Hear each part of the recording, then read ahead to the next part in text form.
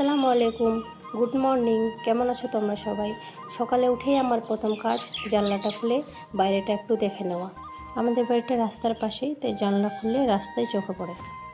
এরপর বিছানাটাকে একটু গুছিয়ে রাখবো, তাই সবার প্রথমে চাদরটা ভালো করে ঝেড়ে ভাঁজ করে রেখে দেব। এরপর বালিশগুলোকে সব সাইডে করে বিছানাটাকে ফাঁকা করলাম। তারপর বেড ঝাড়ু দিয়ে পুরো বিছানাটাই ভালোভাবে ঝেড়ে নিলাম।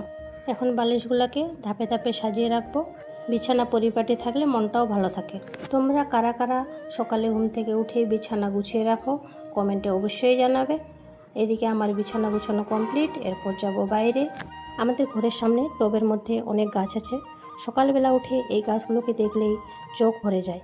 চলো আরেকটা জিনিস দেখাই তোমাদের। আমাদের বাড়ির ছাদের এই অংশটার কাজ বাকি ছিল, কাজ চলছে আলহামদুলিল্লাহ। এবার আমি নিচে যাব, গিয়ে দেখি ওর বাবার আর আমার বেবির কিছু কাপড় ছিল, সেগুলো ভিজিয়ে দিব। এদিকে আমার শাশুড়ি রান্নাবান্না কমপ্লিট, পটল আলু ঝোল রান্না করেছে, আর আমি একটা ওর জন্য ডিম ভাজলাম। ওর বাবা খেয়ে দিয়ে এখন অফিস যাবে। সকাল 10টা বাজলেই ওই অফিস চলে যায়। তারপর আমি আমার টুকিটাকি কাজগুলো শুরু করি। এবার যাই, যে কাপড়গুলো ভিজিয়ে দিয়েছিলাম সেগুলো এখন ধুয়ে নিলাম। এগুলো যাব ছাদে শুকাতে দিতে।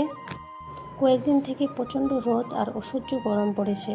রোদে দাঁড়ালে গা হাত পা পুড়ে যায়। তোমাদের এদিকে কেমন গরম অবশ্যই কমেন্টে জানাবে। যা হোক, আমার সকালের ছোট্ট একটা অংশ তোমাদের সাথে শেয়ার করলাম।